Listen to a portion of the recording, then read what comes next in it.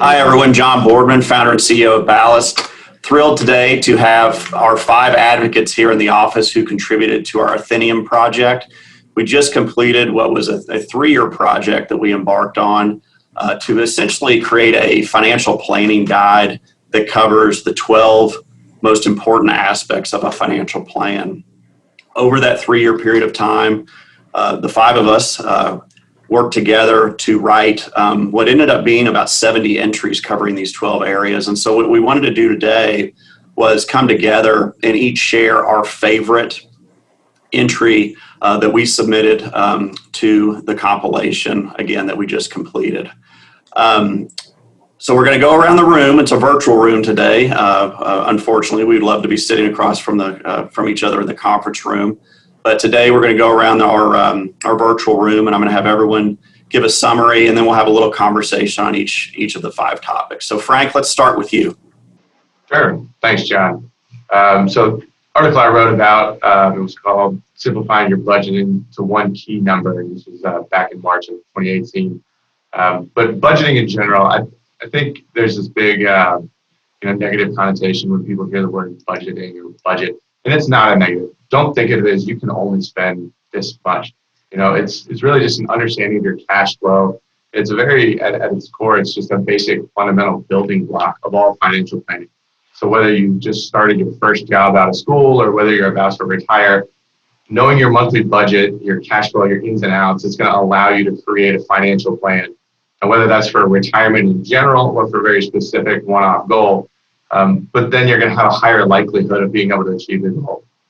So it's great to say, if I save XYZ for this amount of time, I can end up with that much money. But you need to know whether it's realistic for you to actually be able to save XYZ, whether that is a realistic thing to do in the context of all your other financial needs and wants. So again, this article that I wrote, Simplifying Your Budgeting Down to a Key Number, the idea there was especially for income earners with uneven income. So maybe it's a salesman, maybe it's a small business owner, or a solo practitioner attorney where you're not having the even monthly cash flows.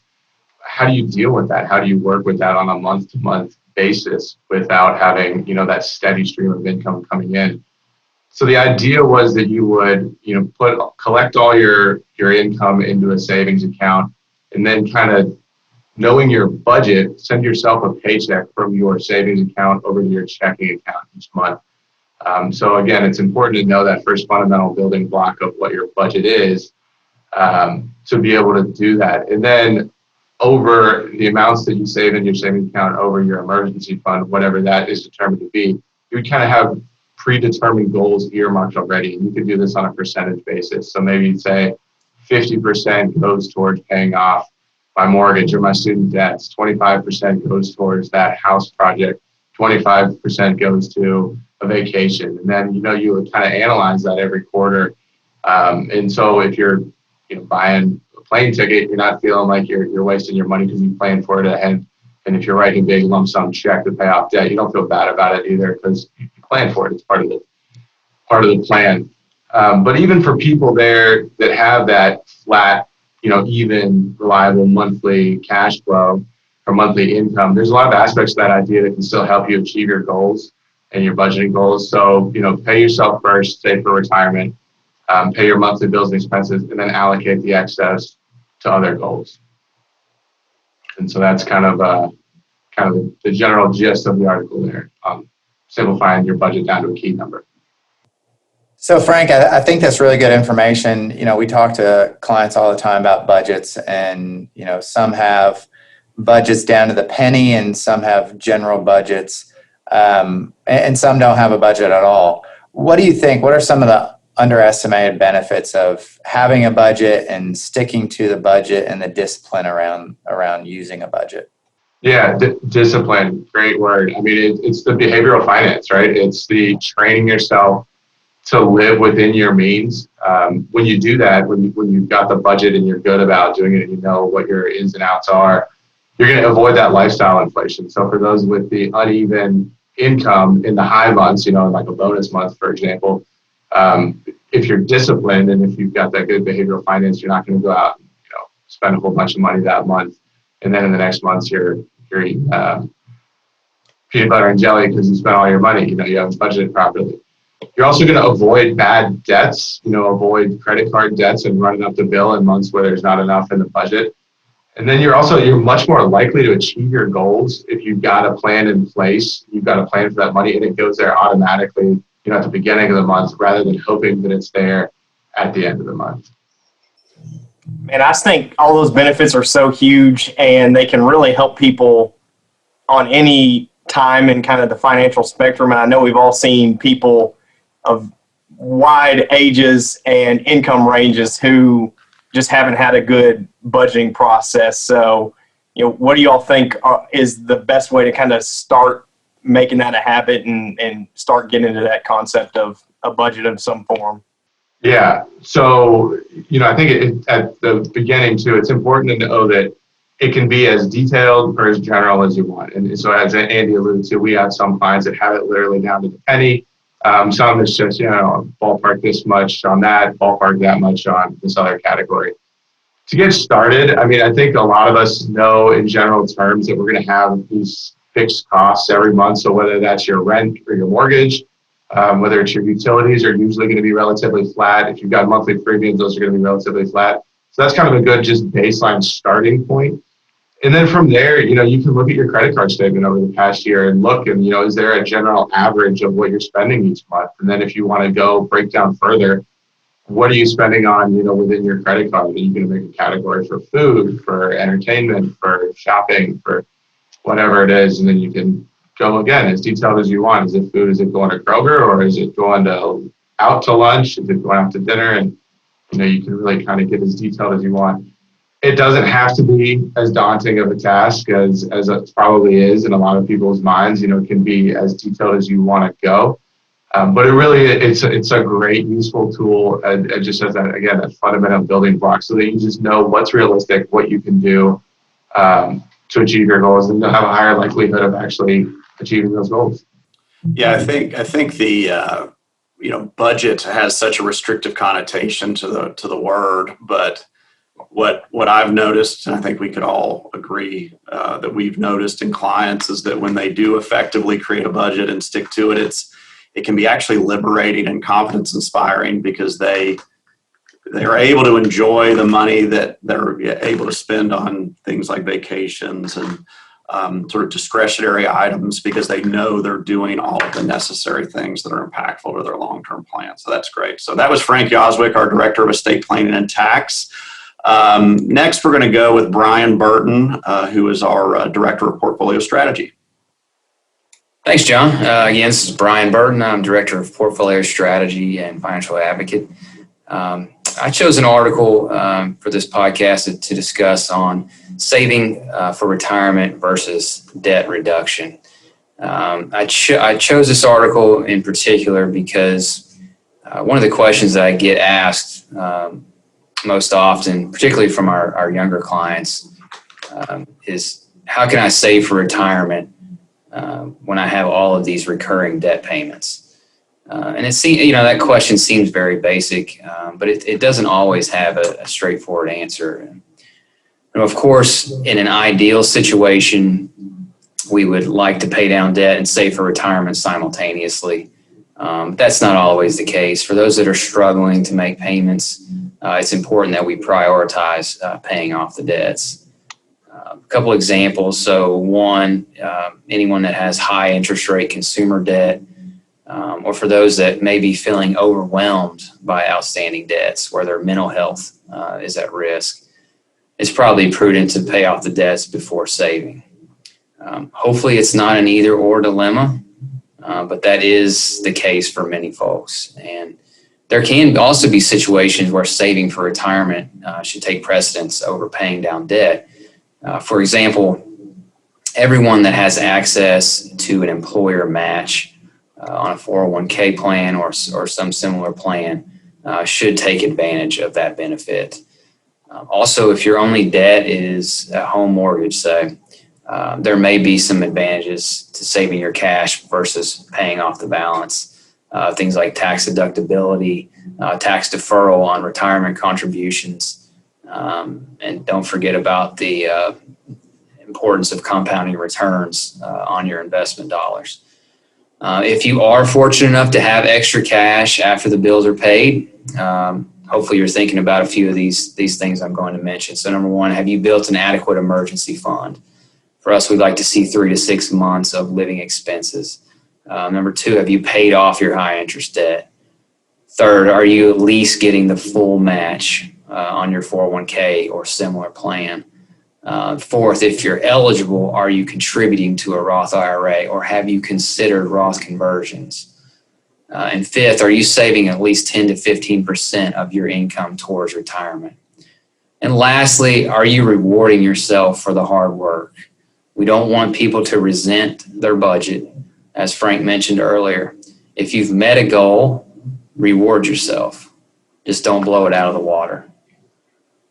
So those are my highlights from the article that I submitted that I wanted to talk about. Do you, I think, do you notice in those conversations with clients that their willingness or unwillingness to take risk impacts how they think about this decision between investing and debt reduction? Yeah, I mean, everyone views debt differently, right? So I have clients that don't mind carrying a large amount of debt. They know they can easily make the payments, and most often they use the debt properly as a catalyst to build wealth. Those folks tend to be a little higher on the risk spectrum, so can take on a little bit more risk than others. On the flip side, we have many clients that can't sleep at night if they have even one small outstanding debt. They tend to view debt as a hindrance instead of a catalyst, and more often than not, these clients have a bit of an aversion to risk. So we definitely consider a client's risk tolerance when advising on these types of decisions. Brian, recently we've seen a few ups and a few downs in the market. The volatility is back, as they've been saying, and as anyone can really see. How do these market conditions affect, or how can they dictate how or when you might make a decision on debt reduction and investing? Yeah, I mean, absolutely. Market conditions can dictate, when we advise clients on saving versus debt reduction decisions. Particularly when the cash that's used to make the debt payments or payoffs is coming from market-based investments. So, for example, if we've seen a nice run-up in markets, some solid appreciation in account values, that may present an opportunity to capture some of the gains and pay down debts. And on the other hand, if we're in a bear market, for example, it may not be beneficial to sell assets without giving them the opportunity to recover in price. So, yes, these decisions should be made with market conditions in mind. I mean, I've noticed that over the last couple of years with markets, up until the spring of this year being fairly cooperative. Just talking with clients who are, buying a second home or had a plan of paying off their mortgage, and we've advocated using favorable market conditions, favorable market returns as an opportunity to pay that off. So I think that's a great thing to consider, because if you do it at the wrong time, it could be detrimental to someone's long-term plan. Yeah, I just throw a bug in there that's one of those things that the more we know about your situation, the more we can help, because those people we've been having those conversations about potentially paying off the mortgage and we're able to get it done in an up market, how beneficial has that been to all those people? I don't think any of us have had a client come back and say, oh, I wish I still had that mortgage payment, on the balance sheet. So, anything that we can know on the front end is just more helpful to the relationship. Yeah, agreed.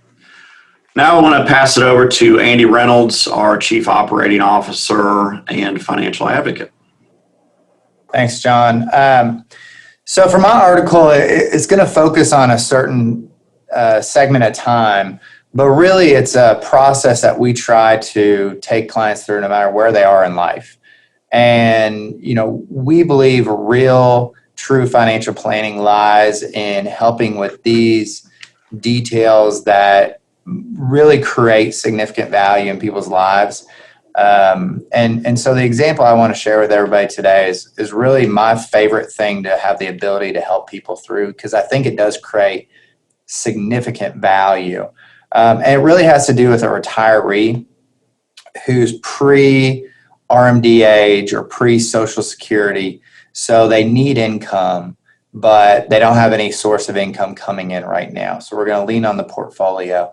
And the same thing can be done when you're saving money and when you have IRA money outside of your 401k and you have other investment money as well. But this article focuses on you have two buckets of money, IRA money, pre-tax money, and a taxable account. And what we really like to do is in this window of opportunity, have people really think, and we do a lot of the planning, but really think through what bucket of money they're going to take when they start using that money as early income. And a lot of people will just simply have a philosophy of really one side or the other. Take out all your IRA money, take out your pre-tax money, use that money to spend because that makes your RMDs lower later, and it also makes your qualified pre-tax account become smaller down the road, and it saves that hopefully less highly taxed account. I think that's a good option. The other option is, and some philosophically believe, you spend the taxable account first and you defer the tax as long as possible. So if you think about somebody who retires at 60, you may have the ability to defer any income tax in your IRA for another 12 years. And I think there's good thought processes behind that as well. What we try to do is merge the two and add a little twist to it. So instead of, ultimately, we want to get the money out of the IRA in the least taxable environment possible. So instead of just purely drawing from one or the other, what we like to do is draw from the taxable account for income. And in some cases, depending on how much income you need and how much basis is in the account, you may even be able to take that money out completely tax-free. And that just depends on how capital gains taxes work at that point. So we draw down that account, but at the same time, we want to create a taxable event so that we fill in the low tax brackets. So if we think about how taxes work, a lot of people quote their effective tax rate, which is the blend of all the marginal tax buckets. We want to fill in those low marginal tax brackets first. And we don't want to miss that opportunity over those potentially 12 years. So what we'll do is, instead of drawing down the IRA, which is what the people who are in that camp, what they believe in, which we believe in that from a tax standpoint, but instead of just drawing down the IRA, we want to convert the IRA. So we're creating the taxable event. We're filling up the low income tax buckets for an income tax standpoint, but then we're converting it. So at the end of the day, looking forward potentially 12 years, we've taken money out at a low tax bracket. We've reduced our IRA, our pre-tax exposure, but then what we've created is this new bigger bucket of Roth IRA money, which then replaces the pre-tax money. And all future growth on that under current law is completely tax-free. There are some rules. You got to have the account open for 5 years to get that tax-free treatment. But it's really a no-brainer idea to fill up low tax brackets so that when you look over your entire lifetime, you're paying hopefully the least amount of tax possible on your money that you use for income. Same thing can be done earlier on in working years. We really try to do that with people as well when we have the opportunity to. And you make some great points. We at Ballast have been, long-time proponents of Roth dollars, even prior to the Secure Act and the elimination of the stretch treatment on inherited IRAs. Why do you think we've had some pushback from the professional community on Roth conversions and Roth IRAs in general? Yeah, it's a great question. We have some CPAs, I think, and accountants who really are not excited about Roth money. And I think where that stems from is their relationship with how they work with their clients. If you think about when you drop off your taxes to your accountant or your CPA, the best possible outcome results in the highest refund, right? So no one's super excited to give their taxes to their CPA, and the CPA comes back and says, good news, you owe money. Everybody wants a refund. So I think there's this ingrained desire to have a result of the lowest taxes paid in a given calendar year. And rightfully so. That's what people are looking for. I don't know anybody who will ever come into us or a CPA and say, hey, this year I want to pay more taxes. I'm excited for that. So I think just naturally there's the desire to have a lower tax bill. I think also when you think about tax deferral and compounding interest on the tax deferral, there's a natural tendency to value that, and we certainly value that. Ultimately, I think it's our goal and our role as a financial advisor, looking not just in a given calendar year, but looking over a lifetime, to consider how we get that tax deferred money out of the tax deferred account. And what we have seen over and over again are these retirees in their 70s, 80s, 90s, and these RMDs become so much bigger. It ultimately results in people being potentially even a higher tax bracket. Not trying to predict what tax rates will look like, but if we can methodically accept that we're going to prepay some taxes and we're going to do that over a stretched period of time, we've really found the math works out in people's interest. But it's not a all or nothing thing. It's got to be, and I think that's also another thing. Some people look at it as either Roth or pre-tax. It's a combination, and it's a lever that you move depending on the situation. Andy, I love that phrase, and you said prepaying your taxes. And that's effectively what you're doing with a Roth account. And so we know the benefits then of prepaying your taxes, and then with the Roth account, you get the future tax-free cash flow. But what are some of the other long-term benefits of Roth money? Yeah, so as Brian mentioned, we're really big advocates of Roth money, and I think we would all agree that in almost any client situation, they should have some degree of Roth money, and we can find a benefit of some degree of Roth money, and that's whether you're 22 years old or whether you're 92 years old. Generally we find that it will help out a situation. And really where that comes down to is there's some hard math behind it, but also there's some soft science behind it. So what Roth money affords you the ability to do is one, hedge future tax rates. We are in a low tax environment. We don't want to predict that taxes are going to go up, but a lot of people think they will. So if they do, we have prepaid some of those taxes and we're hedging against future tax rates, which also reduces variables in retirement. So when we think about retirement income planning, if all of a sudden tax rates go up by 5%, we've effectively just reduced income by 5%, reduced your purchasing power by 5%. And as good as we can be at financial planners and money managers, there's nothing you can do about that. It's a direct impact. So if we have some of that tax already prepaid, it's a variable that we can reduce or eliminate going into retirement. And that's really good. It also allows you to pay tax from your earned income as you're earning it, rather than from your nest egg. So when you go into retirement and you have an account balance, a lot of people feel good. I got this much money, I checked the box, time to retire. Well, yeah, but that much money is not ultimately really how much you have. You can spend a portion of that money. And so with that being said also, it allows you to what we were mentioning before, prepaying your taxes, pay some of your taxes as you go, which hopefully over your lifetime results in a lower lifetime effective tax rate. I think that's ultimately what we're trying to achieve, is a lifetime lower effective tax rate.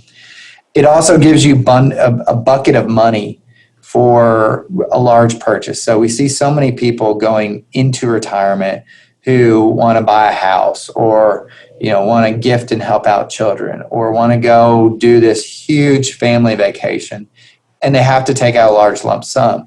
Maybe it's 50, maybe it's 100, maybe it's $500,000.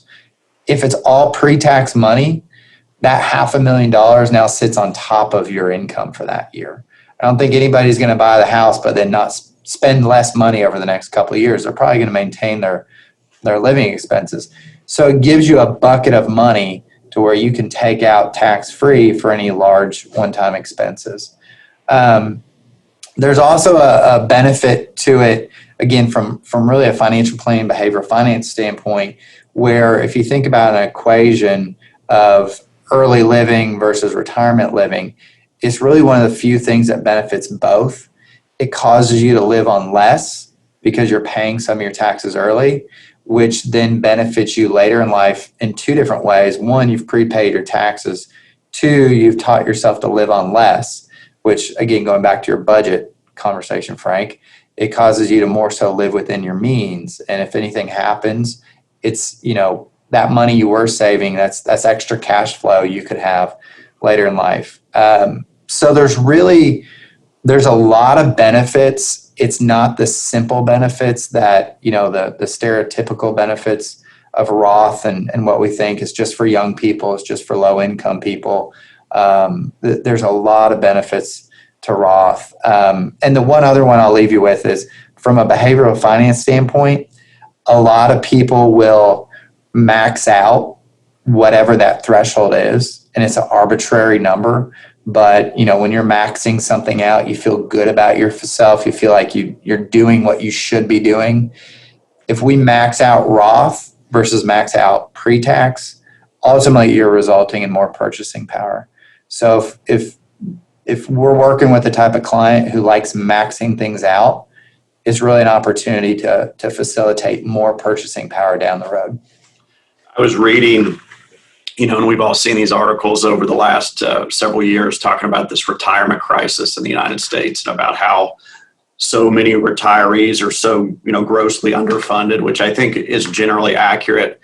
But what I've also noticed with young people, and this is probably just inherent in the type of client and prospective client that we're working with, is that they're focusing on saving in their retirement plans, and they're focusing on trying to max out as soon as possible. And we have seen this in some of our clients that are now past RMD age, where these retirement account balances are so significant that their RMD now is exceeding what their income was while they were working. And I think if someone is adequately developing a plan earlier in their working life, that likelihood is only going to increase. Therefore, the most serious people are going to end up with the largest balances and therefore potentially the biggest tax issues to come with it. So it's just something that really, to your point, Andy, all good points. I think people need to open up their mind to where Roth is appropriate. And I think there's definitely a portion of the retirement issue is definitely a huge headwind for our country. But there's also a demographic where they're going to be saving a lot, and then ultimately they're going to inherit a lot too. So now all of a sudden, if you have parents who live longer, and maybe you're in that nearing RMD age, and then you also inherit a big pre-tax retirement account from the generation above you, you may be forced to be drawing on really high income levels. And, good problem to have, but, you can figure better ways to solve that equation if you do the planning ahead of time. Yeah, you could have people saving 25% on their deferral and then paying 40+% when it comes to distribution time. Not exactly how it was designed to work. Exactly. So let's hand it over to Cameron Hamilton, who is our Director of Financial Planning. Yeah, thanks, guys. So my favorite article that I wrote in this 3-year Atheneum series was one on charitable estate planning. I chose this as my favorite article because I have a passion for helping people with their charitable goals. And really, that's just a passion for helping people with their passions. So when we go back 3 years to this concept of we're going to create this financial planning handbook, and we scheduled out this Atheneum, we did 3 volumes: Protect, Plan, and Prosper. And that was intentional because it mirrors how we take on a new relationship. We try to make sure we have the basics covered so the family can survive, and then we kind of move them up the spectrum and add details that really help them thrive. So I feel like charitable giving is one of those. I think about my wife, Christy's a therapist, and if she took me back to Psych 101, we had this Maslow's hierarchy of needs, and food and shelter was at the bottom, and the top is self-actualizing and achieving your potential. And I feel like when we get into charitable planning, that's one of those extras that really makes people feel like they're achieving their potential. And we've written about the benefits of being giving, and how a lot of our clients, I think we would all agree, who give the most are the happiest, because they just have a focus outside of themselves and they get to see the benefit of their hard work helping others, which is really what it's all about at the end of the day. So the article I selected again was charitable estate planning, and estate planning is important long term for people, and I love integrating your charitable wishes into it. And just like any charitable planning, it's, from my perspective, all about, we want to know as much as we can about your goals and then try to get creative and make the best possible outcome. So this article in particular, I kind of did a case study on something called a charitable remainder trust. So that's a trust that's drafted with the help of an attorney. And so it's charitable remainder trust. So a charity gets the remainder of some amount of assets at the end of a trust. The flip side of that is the donors can take income for some period during their life. So instead of a normal gift where you say, I have a big pot of cash or stock, giving it away, and there's a tax deduction, that's the end of it, we can add this trust structure to it. You take income on the front end of your lifetime, and then know the charity gets that benefit at the end. So in a situation when we did one recently, it was a win-win-win. So the clients, towards the end of their earning career, so they have that big income they have to pay tax on. When we make this gift, we can get a tax deduction now to match that up. We can increase income that's coming off of these assets that they want to earmark charitably. So that takes away from other needs they might have. And at the end of the day, we're really reallocating what would have been paying more tax on a certain asset to the federal government and allocate that amongst income to the client and then to the charity. The other thing that makes this a huge win in certain scenarios is having a low basis asset you can give. So, a good investment that's been held for a long time, or real estate that's been depreciated, or even a business. You can fund these things with anything. If it's low basis, there's a big capital gains tax embedded in that. And when we give it to a charity, they can sell that and you don't recognize it all on your tax return this year. We can spread that out over the lifetime of this and make it a lot more efficient. So, in a situation like that, we know, hey, this client has a charitable goal, and we also knew a lot about their income and life cycle, and we can say, this is a slam dunk that's going to help your charity pay less taxes. So, that's why I love this article so much. But really, just the ethos of charitable giving is, the more we know, the better we can help. So that's why I like this article so much. I think what I would mimic that, Cam, across our entire office. One of the things that excites us the most is, helping people facilitate what they want to achieve with the charitable giving. I mean, if you look at all the organizations, just the five of us are involved with in the nonprofit and charitable worlds, it's something that's passionate from our standpoint.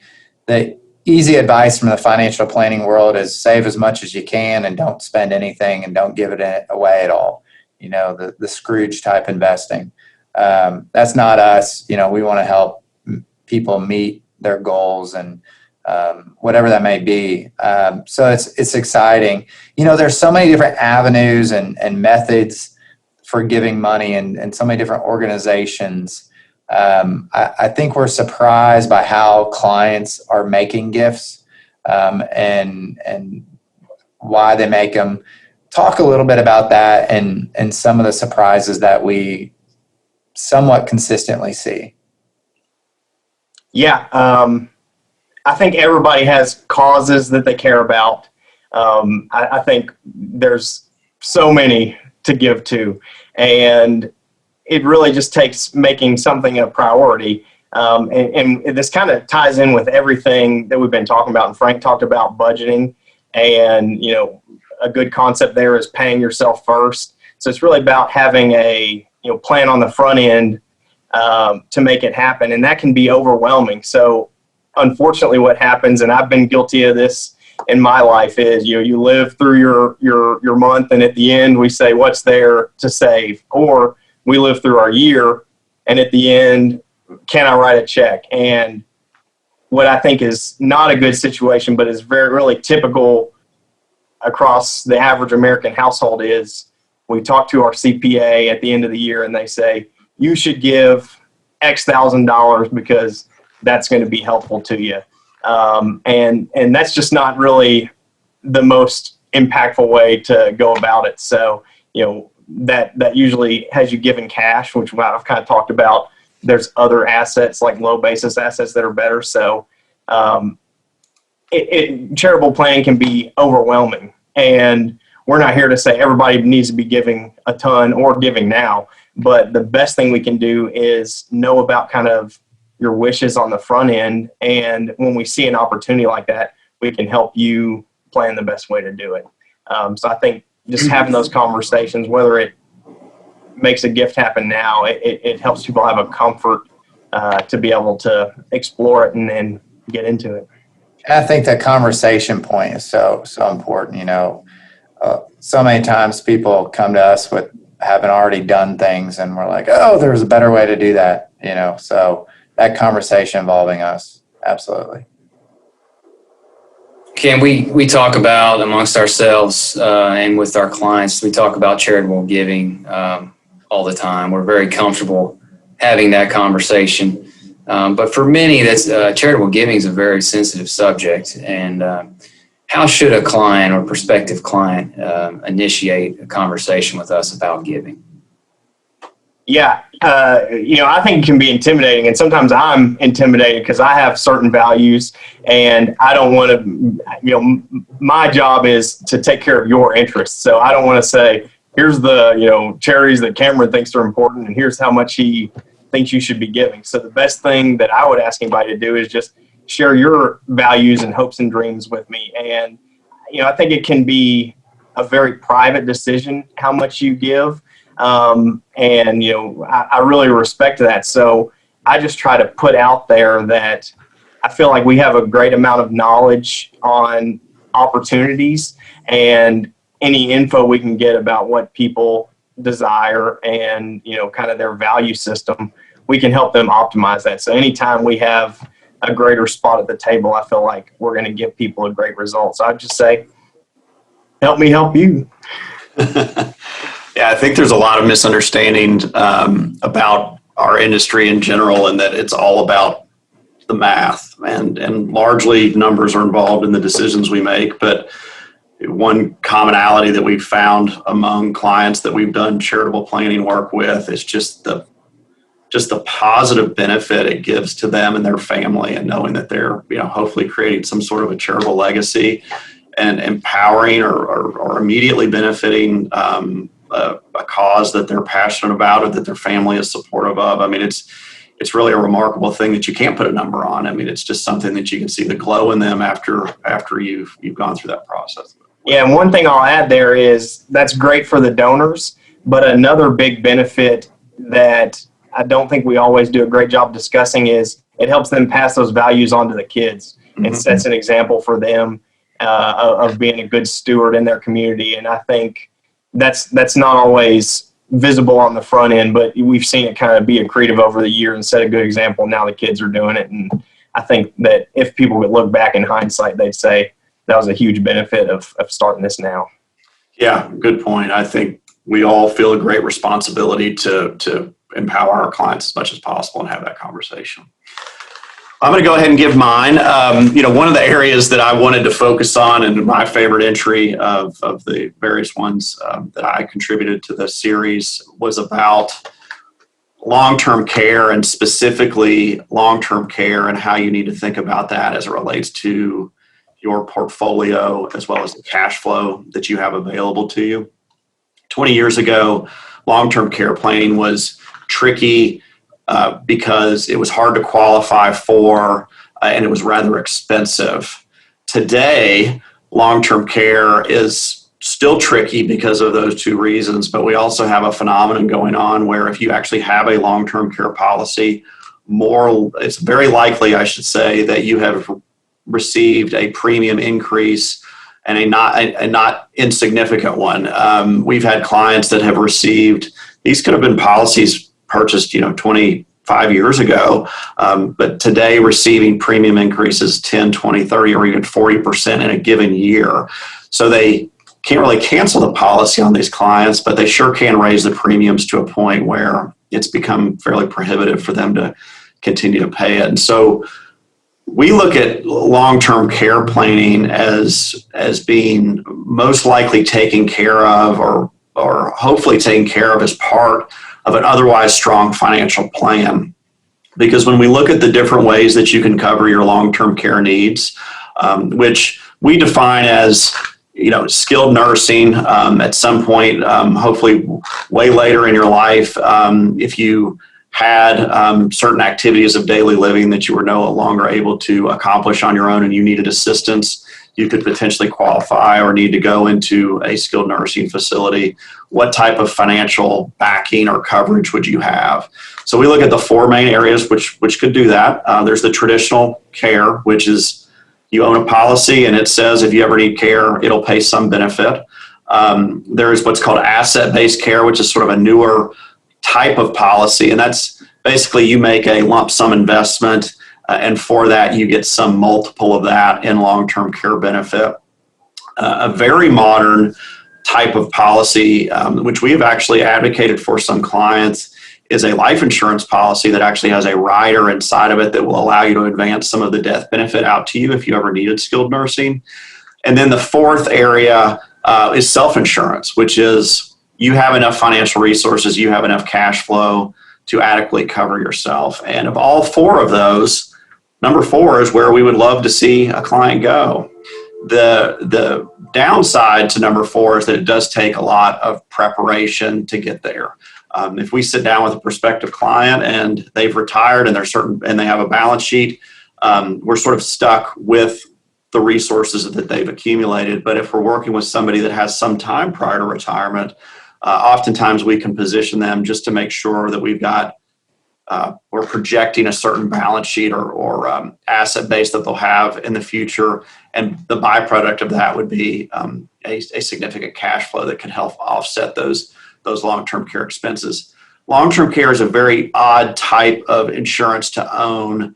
In the traditional sense, these policies typically, if you don't use them, they go away. The downside to that is that they're often quite expensive, much like a whole life policy or any other type of life insurance policy that would last the rest of your life.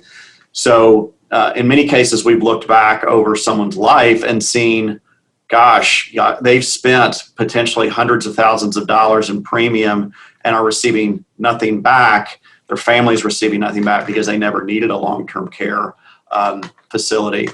So it's a very unusual type of insurance to plan around, but it really all starts with the financial plan, because if we can create a robust financial plan for you, self-insurance should be the goal.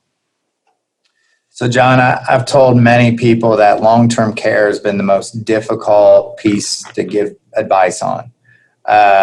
It's really age 45 to 70 on both ends of the spectrum. You start having the conversations early. Maybe somebody is in their ear or showed them an illustration or told them they needed it, or a family member has it. But it's just to the points you're making about the different options. I think it's become really difficult to plan for. Talk a little bit why it's such a challenge and what the future headwinds are going to be to long-term care insurance. Yeah, good question.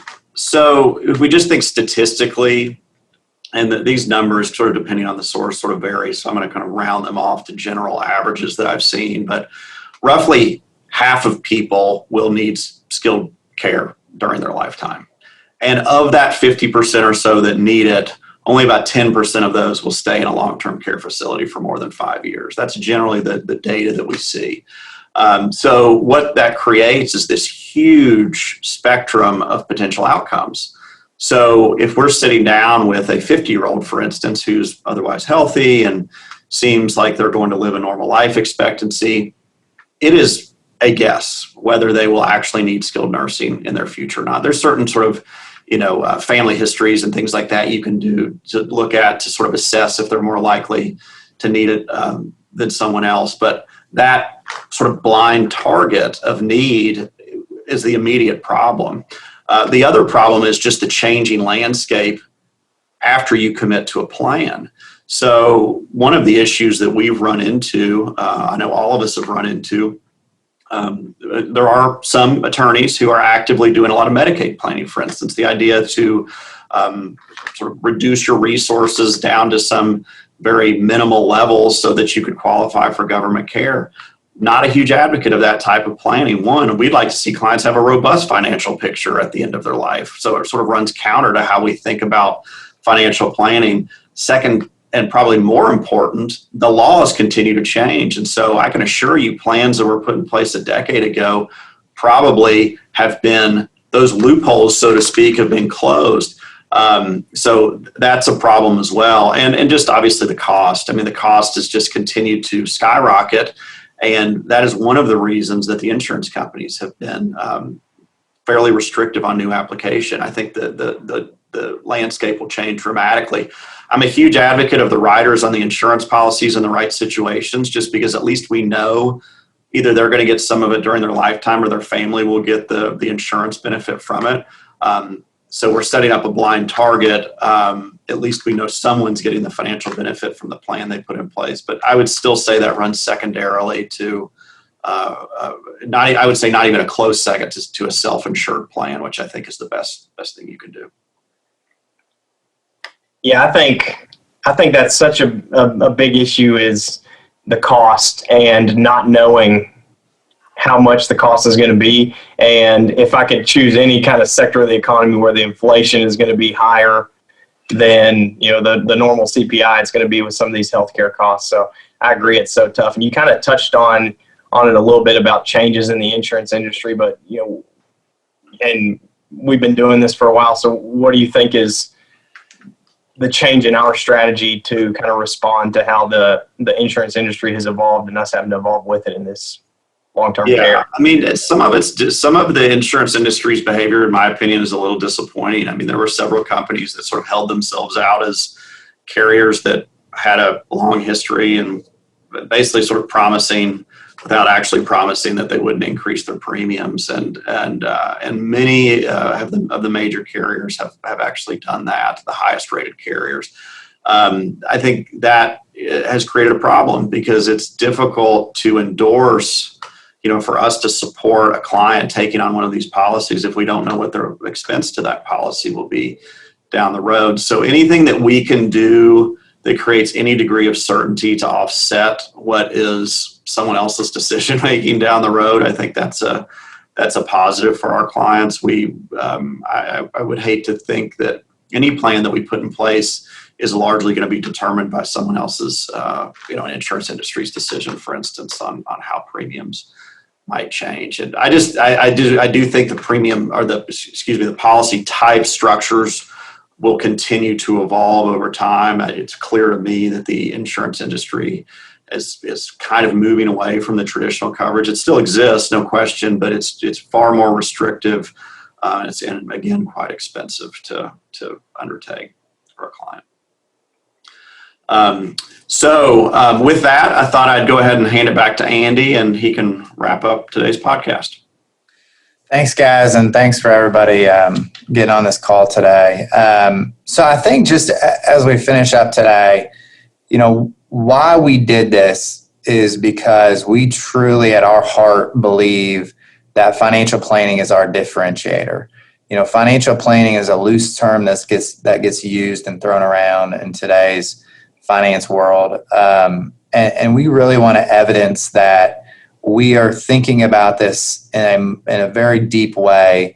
We take it serious, and our scope is very wide. Financial planning in our office is not just plugging your investments into a Monte Carlo simulation and giving you a 50-page report.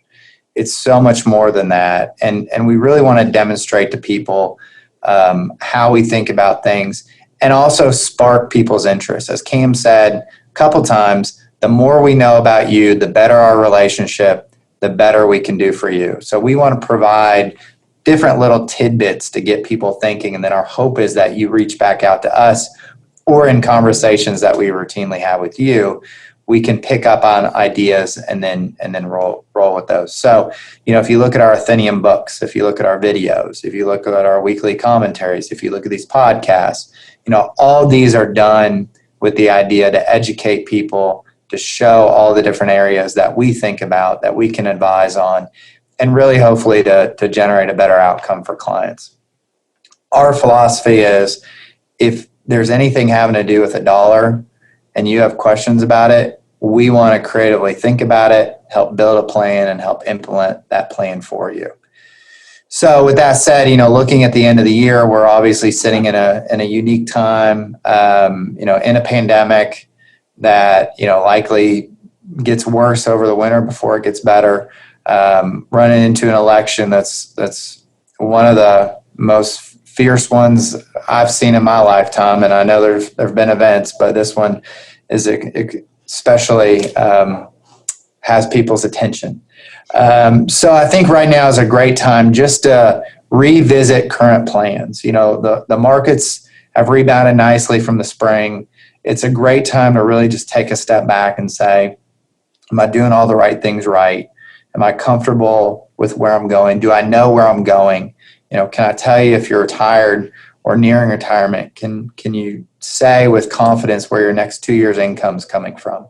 And, or your first 2 years of retirement, where that's coming from? Are you making all the right decisions right? Those are the things we think about for our clients. We generally have a good understanding of where our clients are going. But if our clients don't know that, we need to have a conversation. Or if you're not a client and you don't know that, we'd be welcome to a conversation. As you look at the end of the year, it's a unique time period with no RMDs, weird tax year, just with so many different changes. It's a great time to be doing a tax projection now before the end of the year. Gifting, bunching is a big strategy now with where the standard deduction is. To Cam's point, pre-planning, having a reason for why you gift and having that be as impactful as you can. All those things are what we should be talking about now and talking about, as we move through the end of the year and the beginning of next year. So with that, we want to thank you guys for listening. If you want a copy of any of the books, we've sent those out to many people. We're happy to send them out to anybody who you care about or anybody who you think could benefit from reading the information. Also, our weekly commentaries we send out. If you don't get that, let us know. Or if you want a family member or friend or colleague to get a copy of that, we're happy to add them to the list. Just email us at info@ballastplan.com, BALLASTPLAN, or feel free to call us. Phone number is 859-226-0625. Thank you all for listening, and we look forward to talking to you guys soon.